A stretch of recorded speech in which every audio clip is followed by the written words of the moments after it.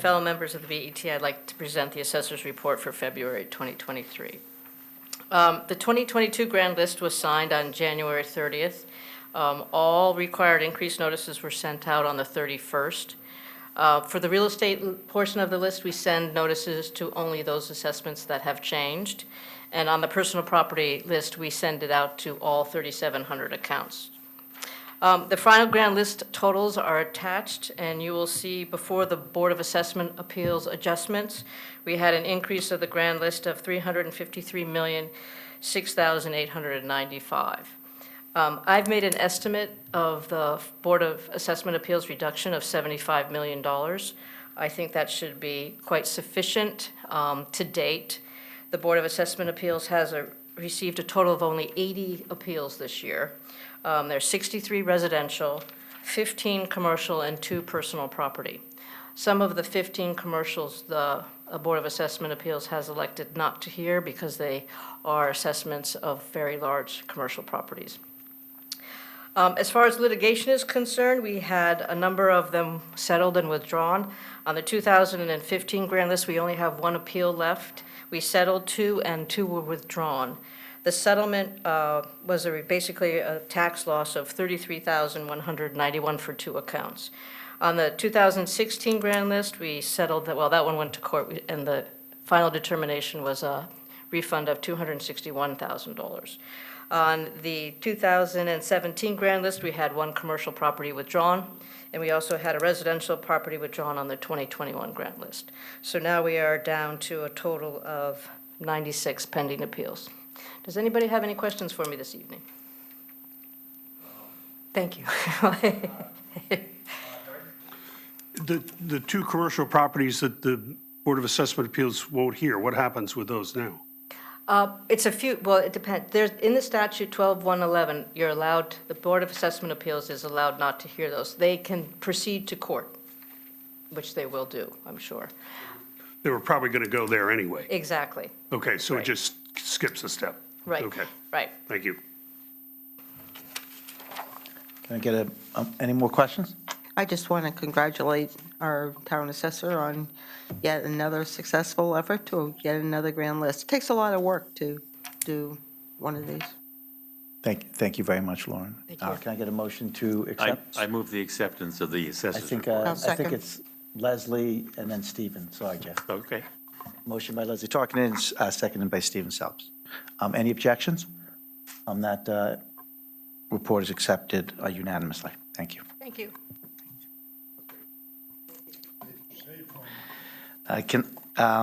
Item 2 is executive session on DeGrays versus Town of Greenwich, Pelosi versus Town of Greenwich and Board of Ed, and Zaxton versus Town of Greenwich. Can I get a motion to go into executive session? So moved. Leslie Tarkington, seconded by Stephen Phelps. Any objections? It passes 12-0.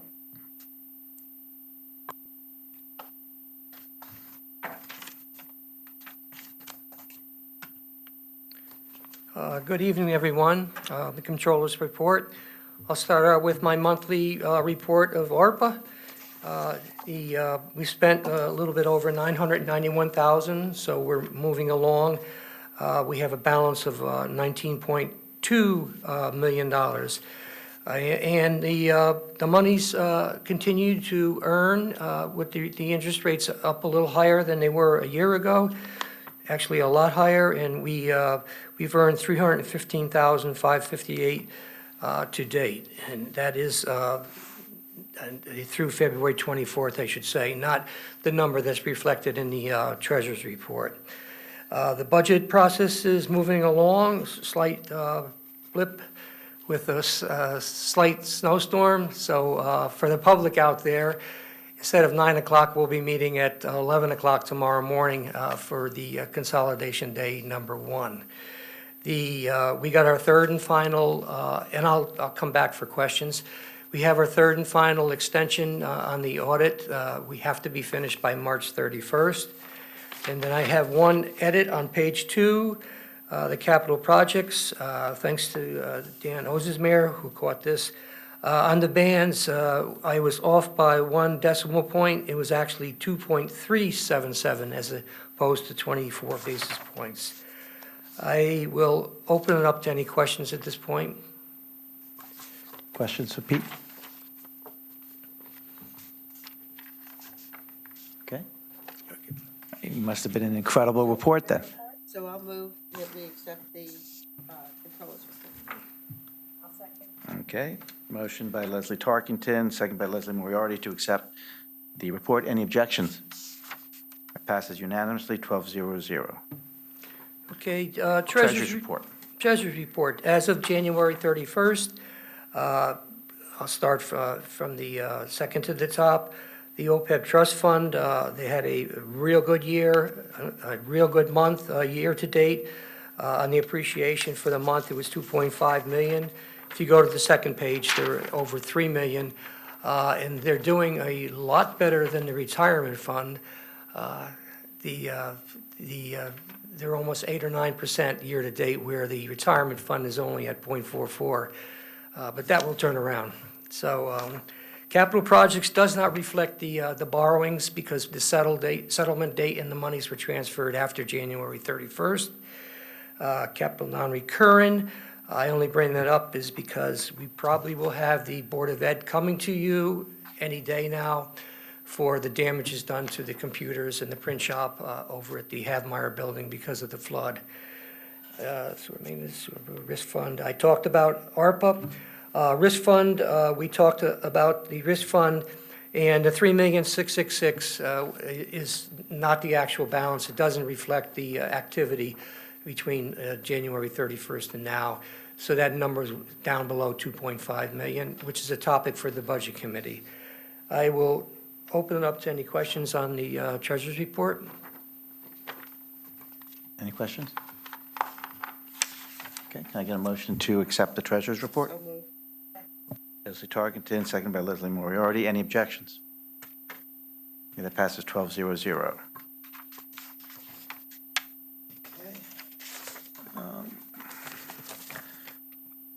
The next item we have here is the BET Special Project Teams Reports.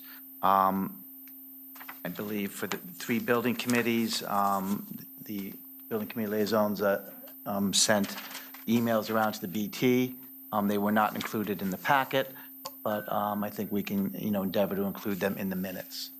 Does anybody have any questions to the written reports? And I do want to thank everybody for doing that. Thanks. Yes, Leslie. A written report from the vestibule project will be coming tomorrow via email to the group, but I just wanted to clarify the process and expectation. In the future, I think you had indicated monthly reports, but how do you want those delivered and how do you want them then recorded? Are they in the packet? Are they on the website? Are they in the minutes? I don't know if you've made decisions on that. Okay, all fair questions. I think, at least my approach here would be that I don't think every building committee has to provide a report every month. I think that, you should provide reports if you think the information is meaningful and new. And I just ask that it be written so that we can be efficient during our meeting. What's happened is that, the experience is that they generally, come in late. For example, I think with one of them, they actually had their meeting that morning. So I don't think that they have to be in the packet. I think if someone puts it in early enough, it could certainly be added. But I think the expectation would be that it won't necessarily be in the packet, but distributed to the BET. And, I suppose we can have a little discussion when we do our minutes, whether or not they should be included in the minutes. I think it might be somewhat a function of what the nature of the report is and how it's formatted and things like that. But I would obviously welcome some feedback from other members of the board in terms of what's included in the minutes. But that's what I understand in terms of the process and the timeliness. Does that answer your question, Leslie? It answers the question. It might be, so it's all about transparency, right? I'm wondering whether it's better not to put them in the packet, then you don't, refer to them in the minutes only that they've been received, but that way all the documents that the BET is seeing are in one place. You can think about it. Okay, I think we can take that offline and sort that out when we do, this month's minutes, and obviously everyone will get a chance to, provide input for that when we do the minutes. Okay, thank you. Okay, old business, number 10 is acceptance of the 2021-22 Town Annual Report. This is a second read. We did have a look at this in the previous month, and I think Pete Minarski is going to give us a little background here.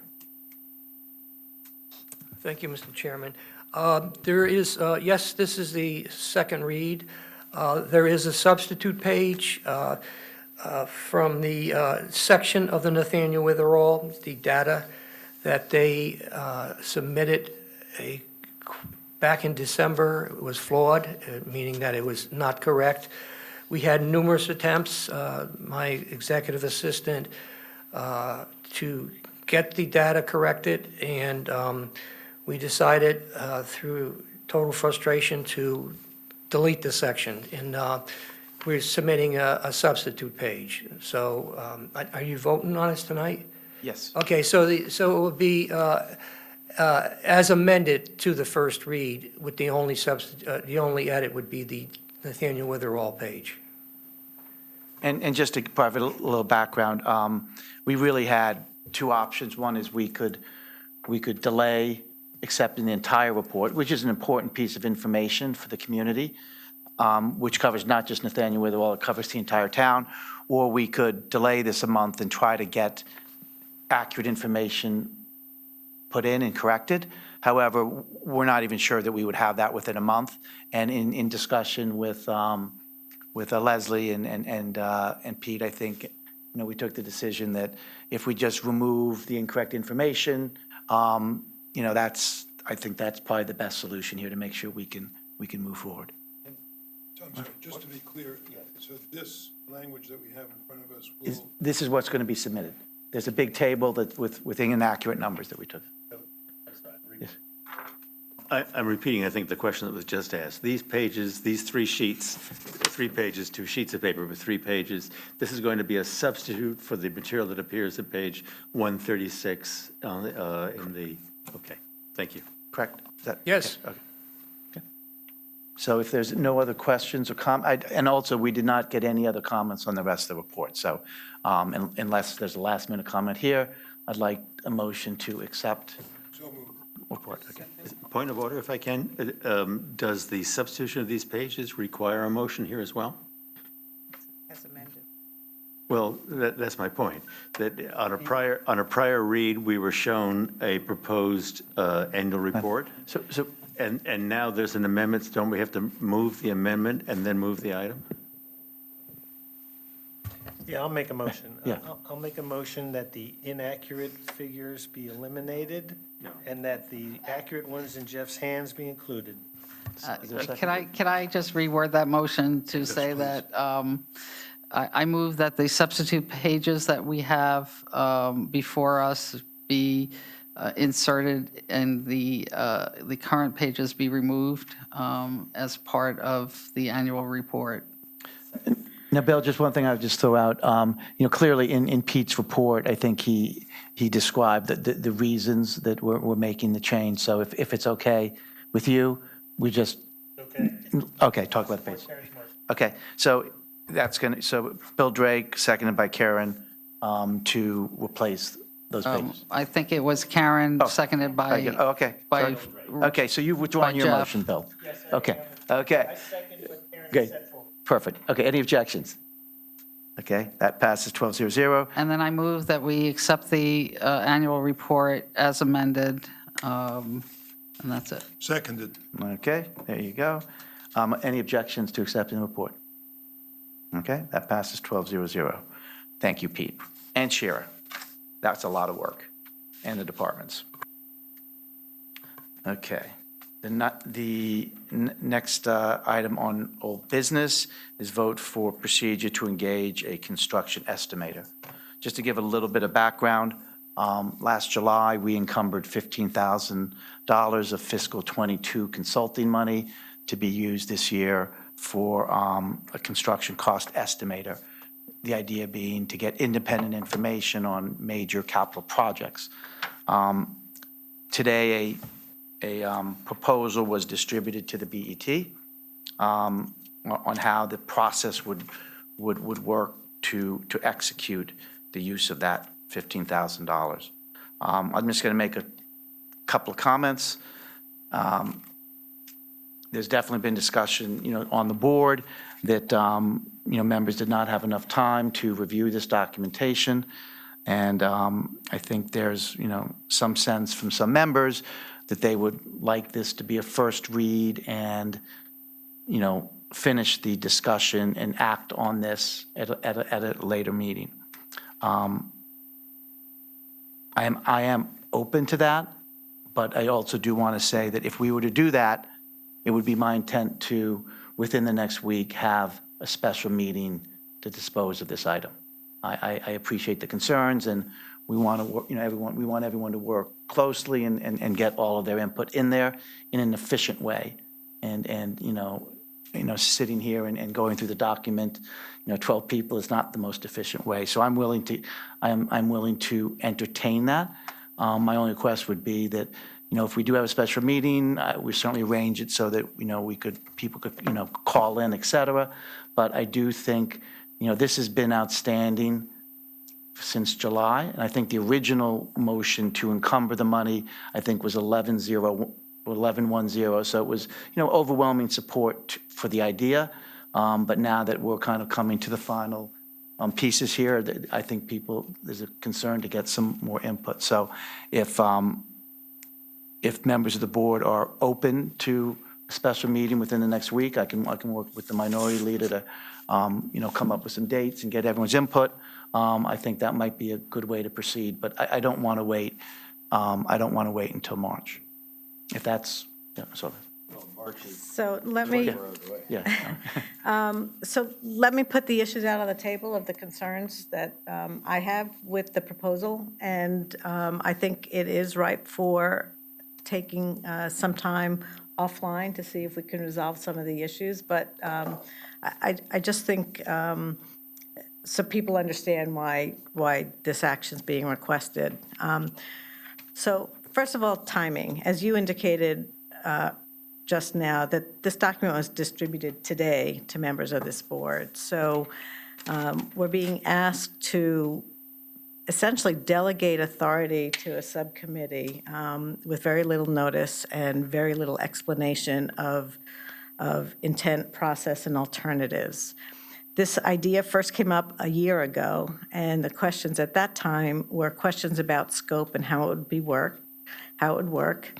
When the encumbrance was approved 11/1, as you indicated, in July, the motion, if you remember and go back and look, talked about needing to identify the scope of the work and the project. So it was important to the members at that time to talk about how it would work, the identification of projects, and how decision-making would proceed. So 7th month later, we're just getting the information today, and that doesn't give us really enough time to consider what's being presented to us. I think it's a little disrespectful to our time and availability, but I'll leave that aside. I think the concept here is a little flawed too, because it's not clear to me, even from reading this document, is what question we're trying to ask and what information with the estimator, what information the estimator is getting to do its work. We know that departments have estimators on staff and as a consultant. We know building committees already pay architects, owner's rep, and construction managers in a pre-construction mode to do this work. We know final drawings are not available, which is the most specificity you can get about what a project will cost. And in many of these projects now, the large ones coming through our capital projects, the schematic designs are not even thoroughly vetted. So turning to the proposal at hand, I want to point out that this proposal is counter to this board's past practice of having equal representation on committees. The tie-breaking vote that exists at this board only exists for the full BET. All of our subcommittees, liaisons have equal 1 Democrat, 1 Republican. It is also counter to the past practice of this board to use consulting money on projects that are not yet vetted with a clear identification of their scope and deliverables. This proposal talks about delegating the authority for the spending of this money to a subcommittee. That's not clearly how we have operated on anything in my recollection in my years on this board. I think it's counter to the full BET being able to discuss and vet the pros, cons, and alternatives to specific proposals. Again, we don't know what project, what group of projects, or what's going to be proposed here, and there is no reporting mechanism to the BET. There is no transparency in that mode. Transparency. This project team would still be subject to FOIA. It would have to post its meetings, have agendas and minutes. But it's more difficult for this body to gather, and all members of this body to gather at another meeting yet. We already have so many committee meetings, and it's pulling people in a lot of different directions to really make sure that our points of view are all represented. And here, this, if you have to look at any of these proposals, look at where it could go that would cause issues for this board. And I think when we talk about the scope of responsibilities of this board, I don't believe it should get into replacing the judgment of other boards and departments and towns in terms of what's being built for a specific project. And this cost estimator, as written, gets us more into that mode. There's how would this information be used when we talk about changing project specifics, and where do we have inputs of departments and the Board of Education on the impact of altering project scopes. There's nothing identified here. There's no closing the loop. The estimator information comes back in a report to the BET, but how is it going to be used and where is it going to be used? So I think the proposals that I am prepared to make, and I think other people on this board are prepared to make, are many wording changes in this document that we could go through in detail tonight. I think recommending that this be taken offline, we appoint several people to get together, getting everyone's input to try to reach a compromise on this. I don't know if we'll get there, but I think it's worth the effort. It's something we should do. But I am very concerned about the direction in terms of scope, the delegation to a subcommittee that this board's never done, and changing so many of our past practices.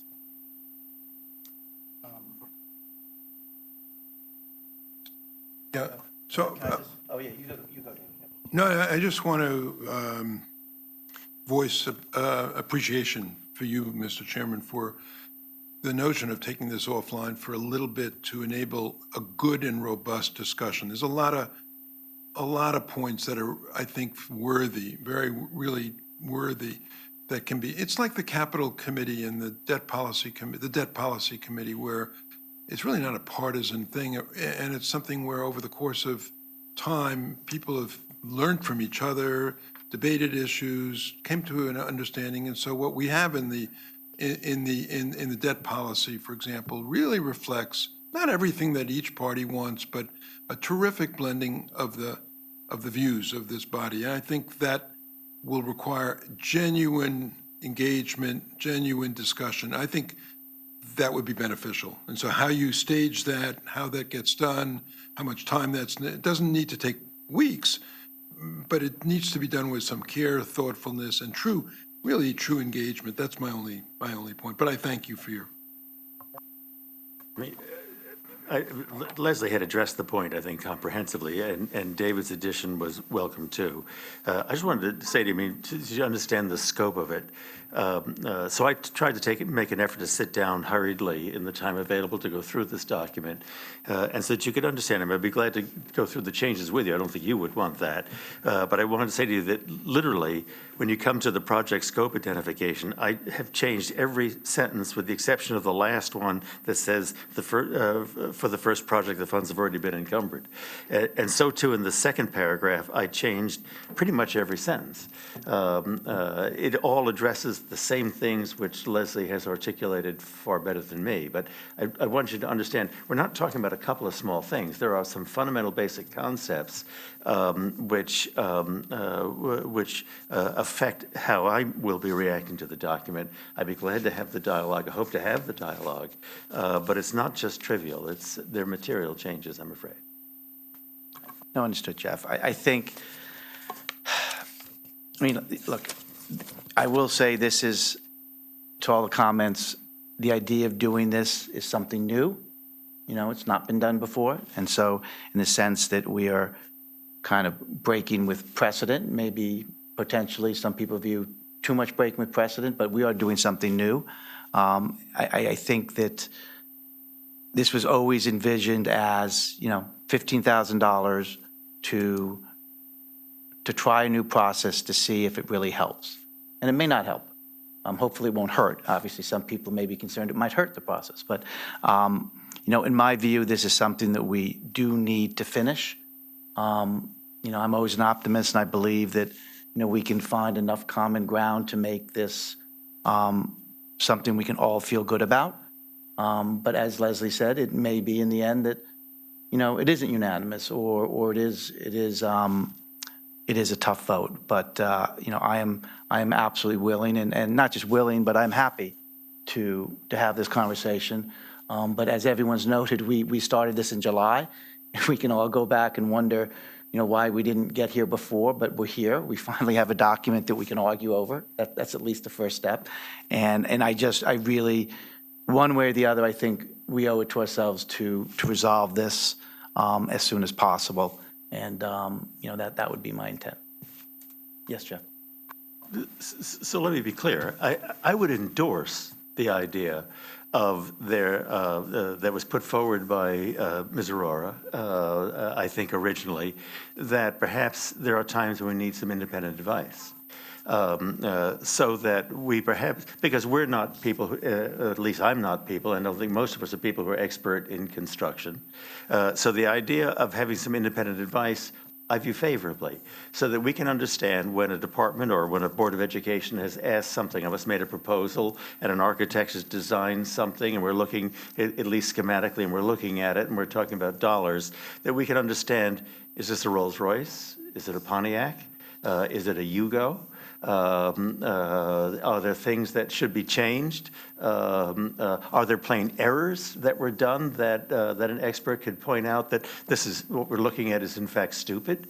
I mean, I think those things are useful. The place where I part was when I don't want to repeat all the things that Leslie said, but the point at which I no longer have a party balance in the body that's working on it, when I have a delegation to a party that's making decisions on things that I think a full board should be discussing, when I have that committee rewriting ed specs or specifications of a project because the committee thinks it should be more modest or different. I mean, those are different things. Those are decisions that need to be made at the full board, perhaps with the advice and counsel of somebody who has an expertise in this. They can interpret the project for us. So you'll find that I will be inclined to want to support the concept, just not on the fabric that's been put forward here today.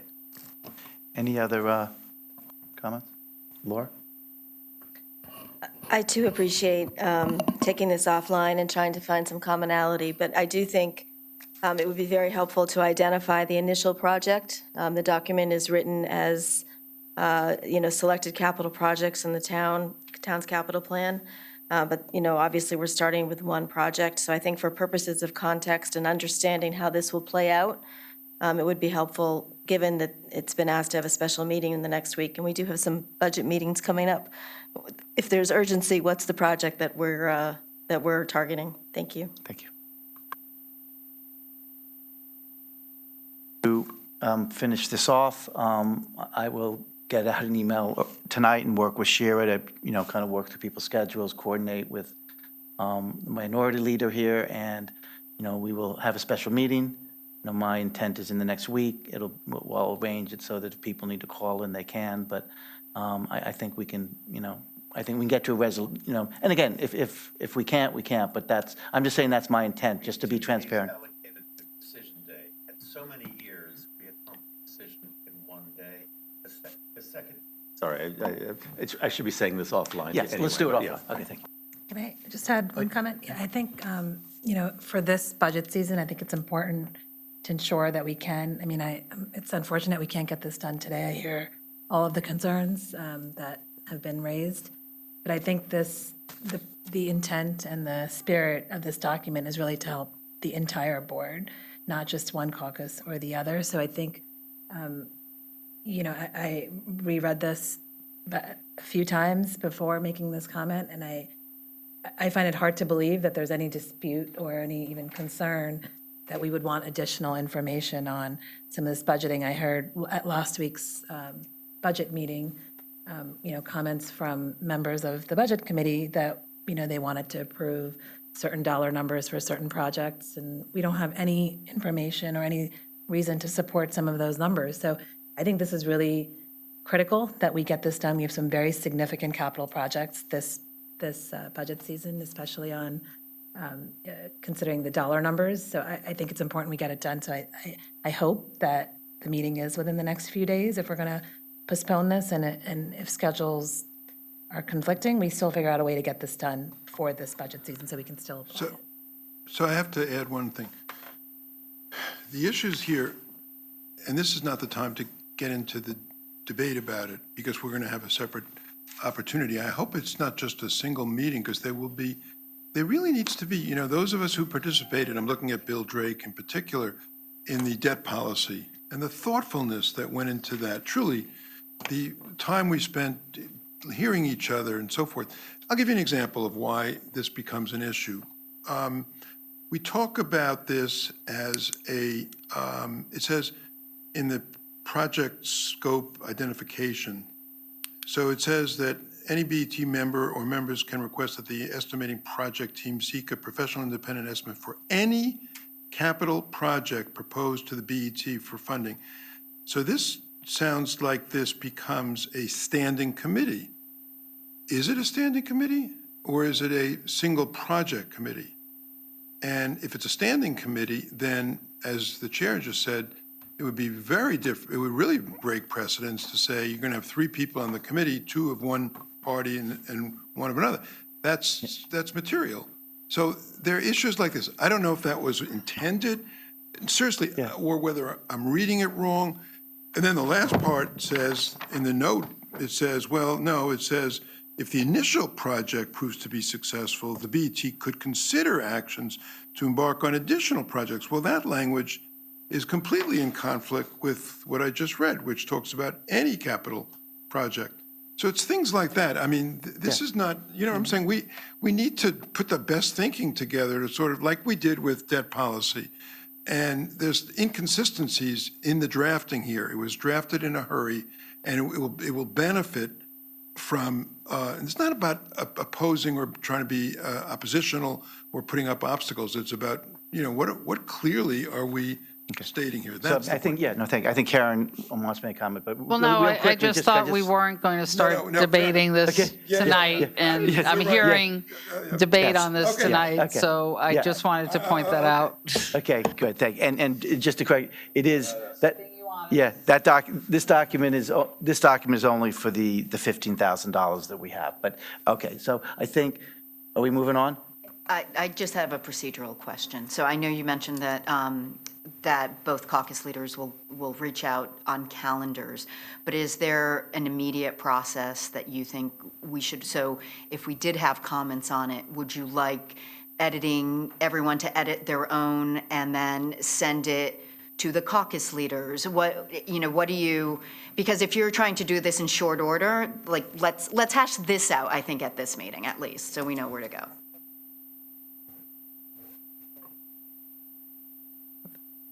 That seems fine. But let's do this, Miriam. I'll have a discussion with Leslie, and we'll get out an email tonight as to kind of what the plan is. Okay. And then we'll get on it immediately. Okay. Thank you.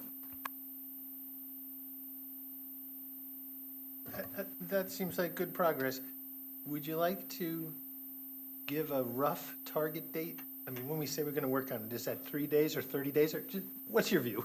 I'm going to stick with, I'd like to have a special meeting within a week. I think realistically, that doesn't mean, I mean, that most likely, if it's a Monday, Tuesday, that probably gives us the most flexibility, but that's something I'll need to work out. And and people will be able to call in, okay? Okay, thank you. I think the next business is item 11, new business, approval to use up to $45,000 of funds for management and confidential salary study. Pete, can you, I'm sorry, Bill Drake from the HR committee? No, it's moved by the HR committee, so if you can introduce the topic? We'd like to move it, and Pete can talk about it. The scope of it was sent to everybody 6 days ago, and then again at 5 PM today, just so everybody had it again. But sure, Pete? Yeah, and you also want to report that you approved it, the HR Yes, committee. thank you, we 4-0. did, yes. Yeah, this is, we just had a long conversation about $15,000. Every year, you get a certain pool of money. Last year, it was $150,000, and we, from time to time, we have different projects we use that money for at the discretion of the BET. Even though it's in the finance department, it's your money. There's another tranche of $150,000 that's sitting out there. So that's the pool of money that we're talking about. This started maybe 4 or 5 HR committee meetings ago in the Maz's room. Ben Branyan, Mary Pepe, and myself got together and drafted an RFP.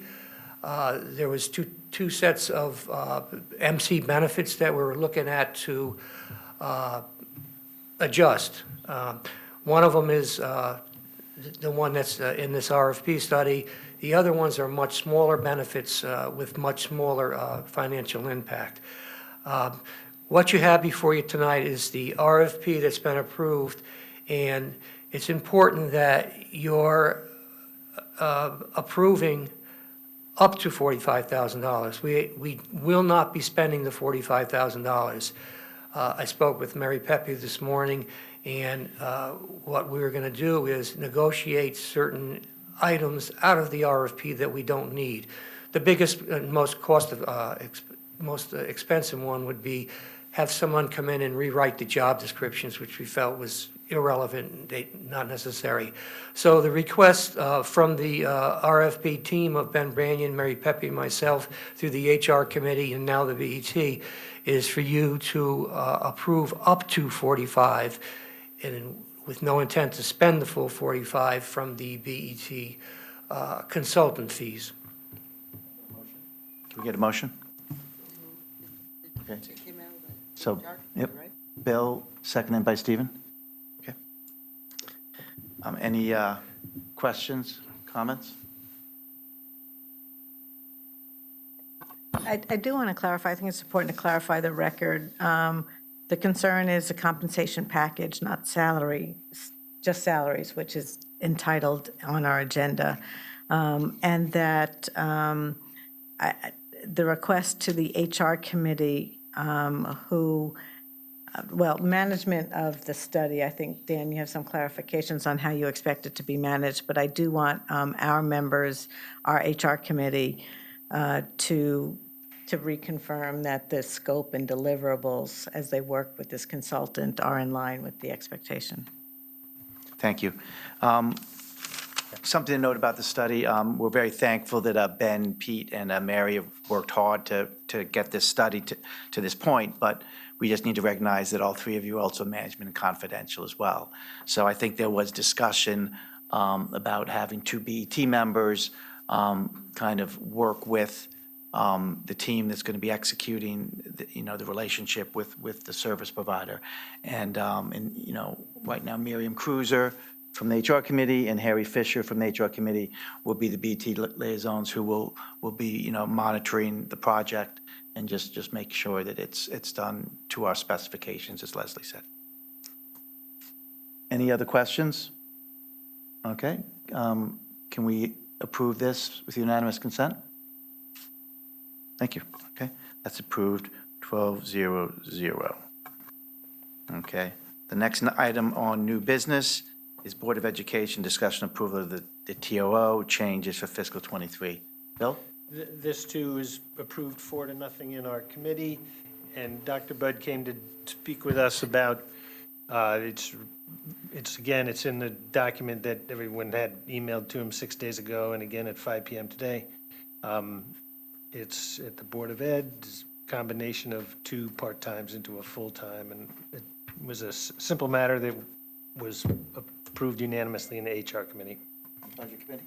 And yes, it came before the Budget Committee also. Dr. Bud was present, and it was also approved unanimously by the Budget Committee.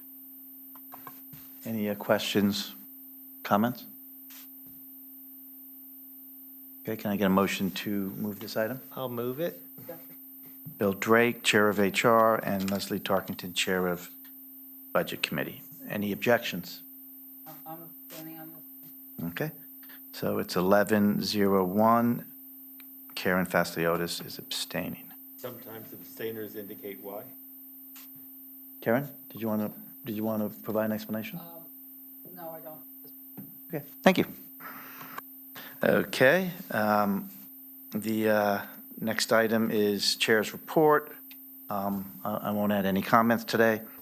Item 13, approval of the BT regular committee meeting minutes of January 23rd regular meeting. Can I get a motion?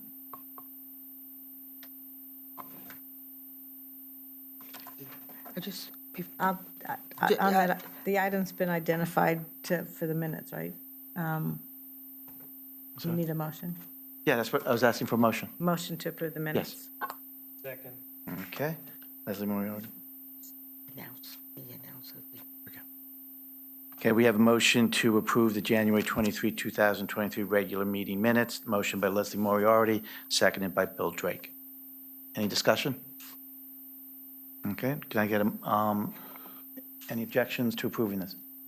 Okay, no objections, 12-0-0.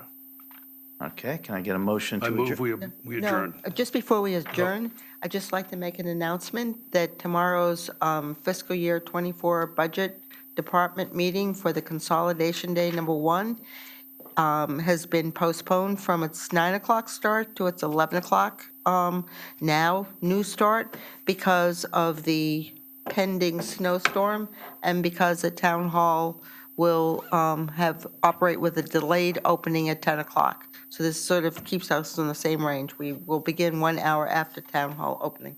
So we begin tomorrow at 11 a.m. Can I get a motion to adjourn? So moved. So Stephen and Harry. And we're adjourning at 8:01. Thank you. Thank you.